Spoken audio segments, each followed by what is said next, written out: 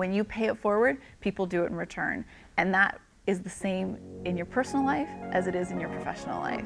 Tarah Talking Tech Women in Tech is an innovative interview series that features 7 rad women working in tech. We talk about everything from technology, entrepreneurship, relationships, and money, and we get personal as the women share their biggest fears and accomplishments. Today, I sit down with serial entrepreneur and the next big thing co-founder, Meredith Powell.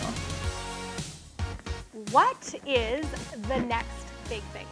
The next big thing is a nonprofit foundation that I co-founded with my partner Ryan Holmes. He's the CEO of Hootsuite. He started his first business at 16.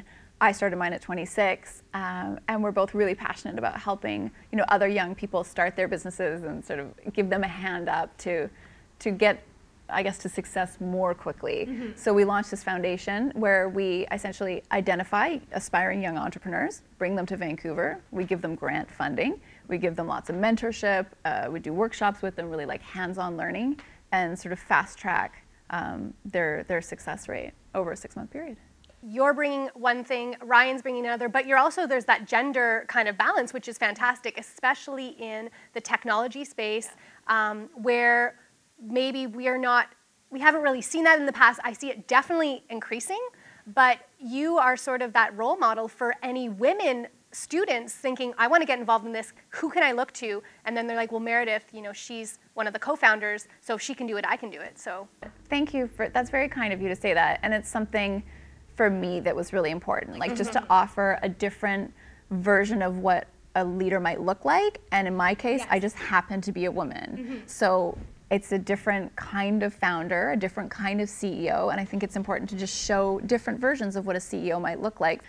Initially, when I found my way into the fashion business, it was so much because I could see role models, who were successful, who were respected, who were interesting worldly women, and that led me into that business. Right. So I know in this case, the more we can expose young people to women in interesting industries doing cool things, like the faster they will be to go into those roles themselves. How did you transition from the fashion industry into the technology industry? I found that the fashion business and technology were actually very, very similar. Like a lot of the things that I loved about fashion, being very fast-paced, always changing, sort of forward-thinking, those things, trend-driven in many ways, filled with creatives, very passionate, like creatives working long hours, like it's a tough business, you really have to hustle.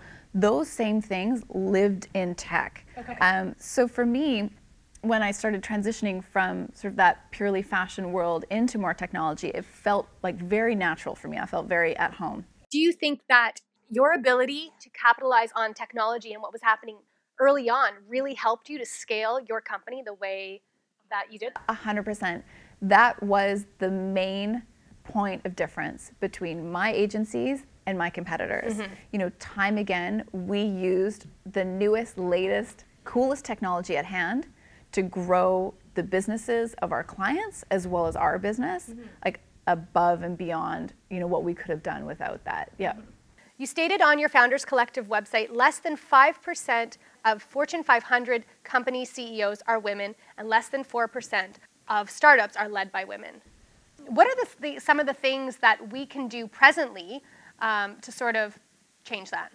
I think, interestingly, what we're doing even right here, right now, is a step in the right direction. These kinds of conversations, opening these kinds of conversations up, giving them a platform, allowing other people to feel engaged, talking about whether it's technology or just leadership in general, making this something that women are talking about in a very positive way. I think that's very important. If I just stand up and say, look, here's where I am today, and this is what I define as success, that's all right. But being really honest about the things, the failures I had along the way, the things I had to do that worked, the things that didn't work, and allowing myself to be vulnerable in that, I suppose, like to really tell that story and let people ask me questions and not be afraid to share those things. I think that's really important as well. Otherwise, we have a bit of a success bias and we sort of feel like everyone's successful except for me or something, and I'll never get there. But that's never the story. That's never the full story. And I think as women too, we do tend to, credit others for our own success or downplay our own success. Like, this is something I see with women a lot too, instead of just really owning it and say, like, I earned this, you know? This is something that's important to me and that I'm proud of, and I had to work hard to get it, and here's what I had to do, and like sharing that and really, you know, reaching a hand out to others and say, like, welcome in, and not sort of standing apart. So I'm curious, what are some of those things that you learned that you can advise other people to maybe avoid if possible?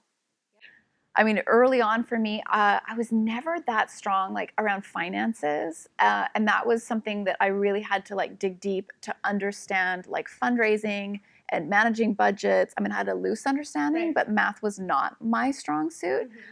So early on, when I actually created my own businesses, and even just understanding tax reporting and like things that I had never had to do before, and salaries and this, I really had to get more savvy in that area. To manage my budgets properly and to really know what I was doing. And I think there were times when I went against my own intuition. Okay. And often some of the biggest mistakes I made were like fear-based decisions.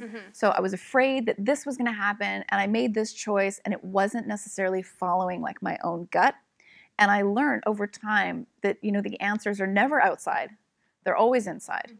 Like, whenever in doubt, go inside. What's the best piece of advice you've ever received? It was just a little quote that said, like, you're perfect because you are not. And it stuck with me for so long, and I just loved everything about it. Because you are not, you know, not in spite of anything, but those imperfections are what make you perfect. Okay, now we have our lightning round really quickly. Oh, yes. What's this? It's more questions. All right. Okay. But a little bit quicker. Yeah. iPhone or Android? Oh, iPhone. I drink my coffee. Don't. I drink tea only. I am happiest when I am. In the sunshine. Most people would be surprised to learn I. Sing in the shower. I am most afraid of. Heights. I am most proud of. My relationship with my family, my parents and my brother. The thing that rocks about working in tech is? Oh, everything. Cool people, yeah. The advice I would give my 15-year-old self would be? Just keep on doing what you're doing. Like, don't change for anyone. Your fave song to rock out to when no one is watching is? Right now, Ellie Goulding.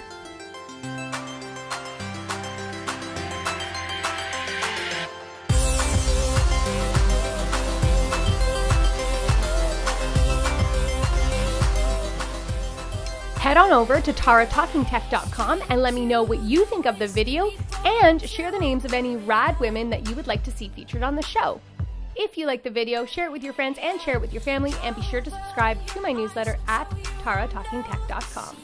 Have a great week, and remember to get your tech on with Tarah Talking Tech.